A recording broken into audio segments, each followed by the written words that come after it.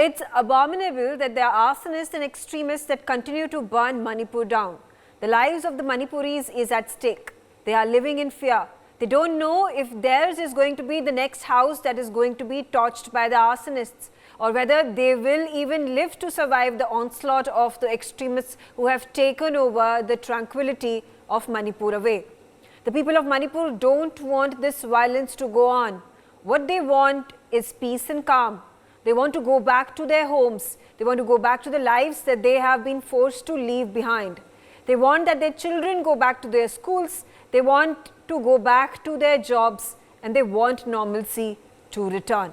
So if all Manipuris want peace in the state, who are these arsonists, these extremists who are provoking the mobs to kill people, burn down homes and attack relief camps? Are there internal forces at play that are wreaking havoc, or is it the handiwork of the external forces that do not want the state of peace to prevail in Manipur? And why are the warring communities refusing to participate in the peace process to initiate dialogue and resolve the situation? Who exactly does benefit from keeping the people of Manipur in a state of war perpetually? I'm going to ask all these questions with my panelists. I start my conversation here with Major Ali on the telecast with me, I'm being told. And I start off this conversation with you. I've raised these questions for the past several weeks, ever since violence erupted in Manipur. This was on May 3rd when it happened. But you know, the intrinsic question that every person is asking, sitting inside of Manipur and outside of it, is that the people of Manipur don't want this hate, don't want this violence, don't want this arson taking place. They don't want to lose their lives. They don't want to lose their homes. They want to provide a peaceful environment for their children to live, study and thrive. So, can we categorize these people, these individuals, as arsonists and extremists who are wanting to perpetuate violence despite measures that are being taken by the central government to bring the people together and initiate the dialogue to bring about a long-lasting peace resolution among the warring tribes? Mika, that's a very good question. The thing is, you know, the people of Manipur, when I say the people of Manipur, I mean the people, not just Kukis or Maitis or the Naga, Tangul, Baite, Paite or Pangals. And the people of Manipur, basically, they want peace. Everybody wants peace. Nobody likes violence. Nobody likes to sleep in stress. Now, but the very fact remains, and they have faith in the central government. There is no question about it. They have faith in the Prime Minister. They have faith in the Home Minister. What they have actually lost their faith in, the no trust they have in their Chief Minister, unfortunately. It might sound very bitter, but the truth is always bitter. So I am not favoring the Kukis or the Maites. I'm favoring both, in fact, because both are my friends. And so basically, especially the Kukis, they were the movement. In fact, the Kuki tribe had protested in Delhi for a president rule. They did not really have faith in the Chief Minister. Now, when a peace committee is brought out and you find members in the peace committee who say that their names, their consent wasn't even taken and the name was there and they just got to know through social media or through a phone call of somebody else, nothing formal. So anything, obviously, I mean, people would have the reservation because they would know why. First is that. Second reason, since I told you people had lost faith in the Chief Minister, now Ranjan Singh, now the very fact is he would be heading the peace committee. I mean, that was not acceptable to them, to many of them. They felt it should be a neutral panel. It should be a panel which, if I may use the word, Mayank is the word actually for an outsider, like I would be a Mayank on the lighter side. So it is this most welcome. There are a lot of former general officer commanding who have commanded divisions in Manipur. They are former sector commanders with the Assam Rifles who have commanded their respective sectors in Manipur. They are former chairman ceasefire monitoring group who are based in Kohima in Nagaland, but they know Manipur very well. They are former DG Assam Rifles. They are former DG Police. They are former chief secretaries. There are a lot of people who know Manipur inside out. Thirdly, the person should know the tribal culture very well. He should know the tribal affinity. He should know the ethnic culture. He should know the topography, the geography. So whoever the person, whoever the committee would be, and 51 member list was a very long list, in fact, out of which 25 were Maites, 11 were Cookies, 10 were Nagas, and so on. So, which was not really acceptable. So people found it to be an eyewash, actually.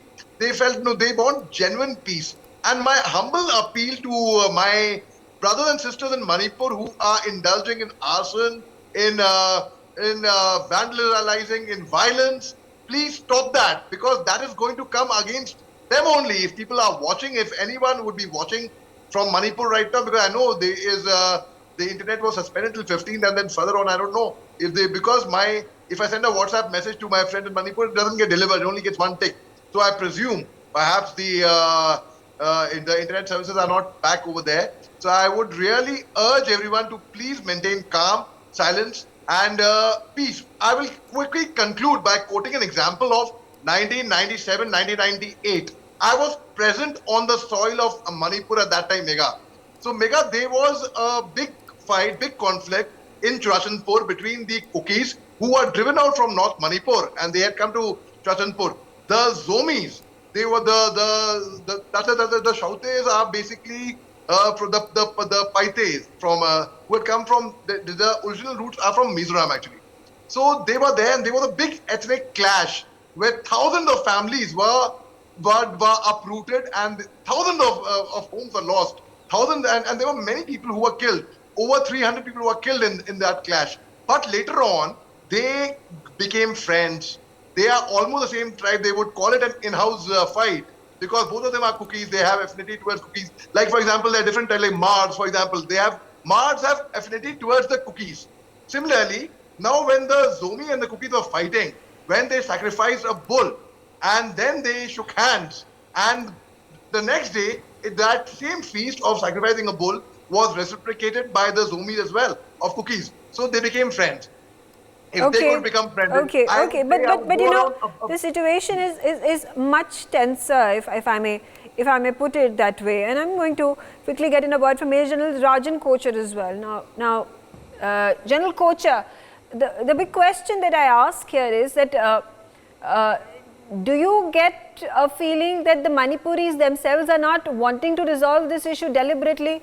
It is the Manipuris who are suffering, their family members who are dying, their houses that are being burned.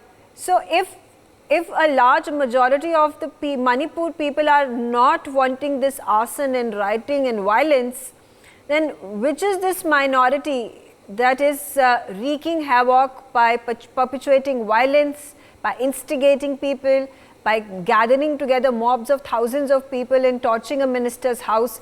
Who are these individuals? Can they be identified and pulled up and be taught a lesson? Megha, it's a very, very important question you have actually raised, because now more than 45 days this rioting has not stopped. And generally, the people of Manipur will not like this violence to continue. They are a peace-loving state, and nobody wants violence, because whatever may be the tribe, whatever may be the community, the loss is on both sides. And so far, more than 100 people have died. So they don't want violence. So now the question comes, who are these people? So let us not forget the Myanmar connection, because if you go back in time and if you see what has been happening in Manipur, we have seen a large influx of refugees coming in from Myanmar into Manipur and settling in the hill areas. So this is one issue which cannot be overlooked, because these people ethnically, they don't belong here. And they are trying to take advantage of the differences between the communities here, because this problem has been persisting for quite some time. It is not that this problem of ethnicity has erupted all of a sudden. It has been simmering in the state for because I've been studying this and I've been listening to a lot of people who belong to that state, including retired army officers, who are narrating their experiences and stressing home the point that this is not the Manipuri's want. There is an external force. Now, who is to identify these people? I am sure the intelligence agencies are onto it, and they have already, to a large extent, will, in a very short time frame, will be able to identify who these elements are. So now the question comes that how do we stop this violence? We need to have a good intelligence network in place. We need to have people who keep us informed of any such violence where people are getting together. You have to understand here, Megha, that it's a mob. In a mob, there will be 20 to 30 people who will be of those kind who are instigating the mob. The balance, 70% of the mob will be those people who are getting swayed by these emotions. So we need to focus on this 20 to 30% of these leaders who are inciting these mobs and have them actually arrested, put them behind bars and whatever action is to be taken. Because in case, whenever if you case study any kind of a mob violence, you will find there are few leaders only who instigate the entire mob, and then the mob goes on a rampage. And it is very difficult then to identify them who has done what. So I think it is the time for the intelligence agencies to get their act together and identify these miscreants, because I am sure it has a Myanmar connection, it has a China connection also in case of, you can see the border configuration also, and China has been interfering here, and China has got business interests here, so we'll have to look at all the kind of thing. Okay, all right. We continue to raise these important questions as we have raised them in the past discussions that we've had day after day. Major General Sudhakar ji, then my point here being that when a peace committee has been organized, made, conducted, formed by the union government, what is the reason that both the Meitei community and the Kuki tribe refused to be participant in this peace committee that has been formed? Good afternoon, Megha. Thank you. I hope I am audible. Thank you for inviting me to your show. Am I audible, Megha? Yes. Okay. Good afternoon to you, and compliments to the co-panelists and the viewers. The question which you have raised is a question which I would relate to a patient going to a doctor for medical treatment for any kind of ailment. If the patient, his symptom is to be addressed by the doctor, he's got a different medicine. And if the doctor wishes to address the disease of the patient, well, there are different methods, different medicines and prescription. So hence, we have produced a doctor in form of the peacemaking body, but has the peacemaking body been able to identify the problem? What is the problem today in Manipur? Is it a symptom or it is a disease? The peacemaking body that has been formed has not gotten a response either from the Meitei community, the members who are representing the Meitei community, or for that matter the Kuki tribe. So I'm saying, do they represent the larger population of Manipur, or are they representing the fringe elements in Manipur that are causing this arson? Megha, you have asked a question. I have understood to the best of my knowledge and understanding. Give me a chance to reply to your question. I am coming to the question which you have raised. The representation of Meitei and Kukis in the peace committee is not being welcomed by both the tribes or the communities. So therefore, let me just come step by step. I cannot jump to the answer or the solution. There are no quick answers. It's a very serious problem. As far as I am concerned, let me make it very simple that unless we tackle the issue by identifying the correct problem, in my understanding and analysis, we are creating a second Kashmir in Manipur Valley. It's about time we as a nation, we take suitable remedial measures.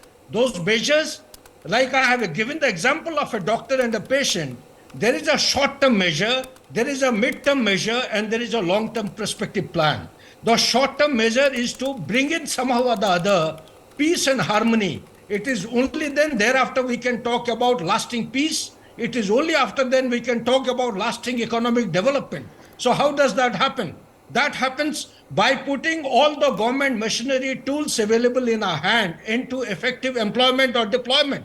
What are the machineries available? The machineries available are the present existing administrative machinery and the military component. What are the military components? We have CRPF, we have BSF, we have the India Reserve Battalion, we have Manipur Rifles, we have Assam Rifle. Are they been able to be effectively deployed to discharge a mandate? Well, the answer is anybody's guess. If 45 days have passed by and there is no semblance of normalcy and peace, the violence is actually mounting by the day, well, I don't have to answer this question. So what is the problem? The problem is the unity of command. Has anyone been appointed as a single man authority to ensure coordination? Has anybody been appointed as a... We have been calling this terminology of unified headquarters. Has it taken some kind of a shape? Third, next point, has the area of turbulence been demarcated or isolated? If it has not been, then we are not following the basic tenets of military science. Has the border been sealed? If the border has not been sealed, then is it a case in point that the government of India has to take a serious look at the traditional and historic understanding between Myanmar and Manipur? It has got a border of 352 kilometers. What about the borders with Mizoram? And what about the borders with Nagaland? And to my information, it is not the 4,000 weapons or more which have been looted from the armories. It is much more than that. To my record and surprise and shock today, I have got the statistics of almost about 8,000 or more state-of-the-art equipments, AK-47, sniper rifles, etc., which have flown in or come across from Myanmar into India. Where is these weapons available in Myanmar? They are available at a place called Ruli in the Yunnan province, which is bordering, that is the China province bordering Myanmar. They are available at a lesser cost. They are available without any kind of a license. And there is a free flow of these illegal weapon system coming in. And where do the people are getting this money from? They are getting money from narcotics. How are the narcotics coming into... Okay, fair enough. You make these points. Fair enough. Of course, if you are mentioning about these external forces which are at play. Professor Bhagat, ONM, joins me on the telecast. Professor Bhagat, the question I raised today is that if the majority of the population of Manipur is sad about the arson and the violence that is taking place in the state, and they don't want to be associated with this violence and arson, then who are these people in the minority community that are people who are instigating violence, who are instigating mobs to come together in thousands of numbers to attack homes, to burn down ministers' residences and so on and so forth? Who are these fringe elements? I do not know whether they are the fringe elements or not. But one thing is for sure, that the divide on ethnic line, very unfortunately, has sharpened very much the Kuki and Meiteis. In spite of people like me or few handful of people seeking that peace has to come, normalcy has to come, but these are very few meek voices. In the ground, people are extremely tensed because the number of displaced persons, as you see, total, which goes by the India Today record, is nearing 60,000. So you can well imagine the plight of these people, and whoever sees this in any side, their blood boils. So anger is mounting up, and the state is not functioning, and the militant groups are still at large, and they are functioning the way they want. So the mob culture has come up now, particularly in the valley the Meitei peoples are extremely angry. And now they are targeting the BJP leaders. Very unfortunately, our own MP and the minister, Dr. R.K. Ranjan's residence has been burned down. I know him personally, and he has been very quietly but significantly trying to bring the cookies and the Meitei's intelligentsia in Delhi together, sitting across the table.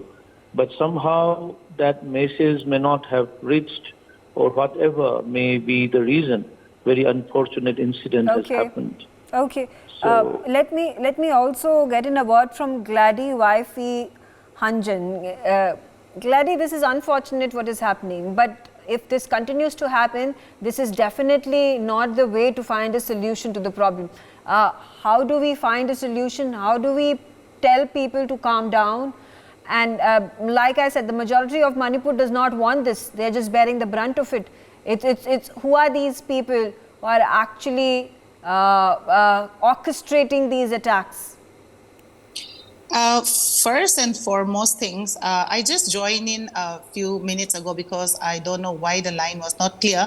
And I just saw one gentleman, I didn't see his name, but he mentioned something accusing of a weapon that come from China border, and also a lot of things that he said. If we keep saying such things, definitely peace is not going to happen. He also talks about narcotic. My point to him, I wish I know his name. My point to him was, had he been to Manipur?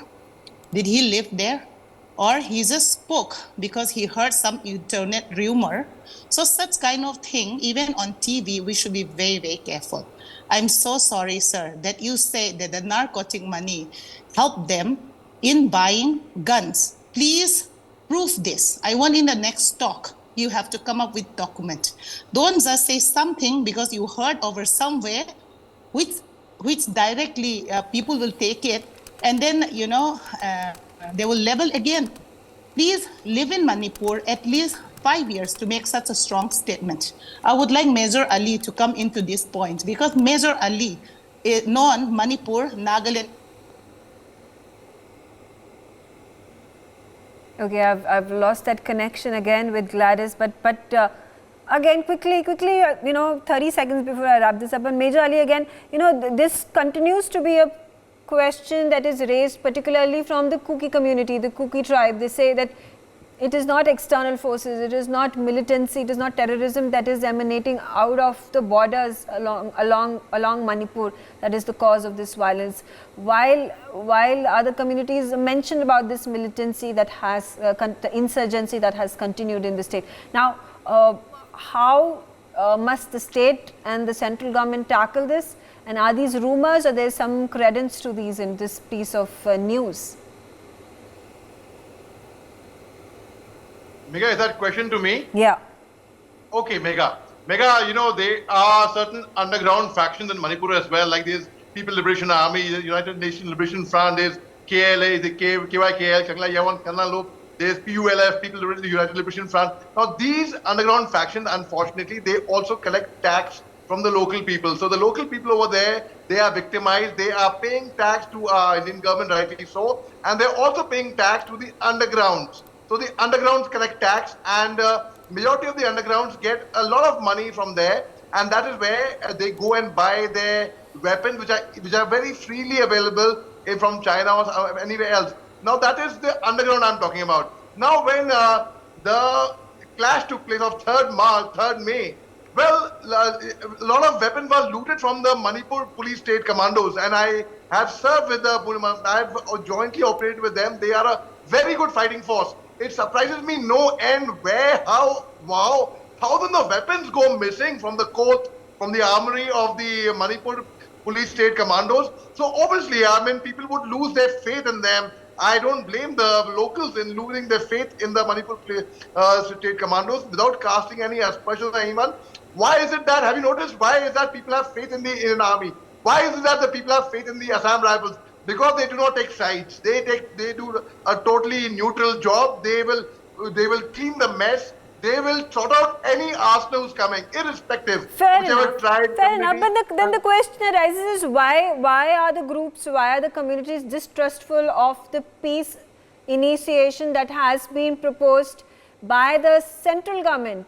And that's the question I continue to ask. The peace body that was created, when it has been negated by, it has been refused, denied by both the communities. So what's the next step? What's the solution? Are the people of Manipur not looking to find a solution? This is the state that they want to live in perpetuity. Well, that's something I will be concerned about if people think that way. And I definitely don't think that the people of Manipur want to live this way.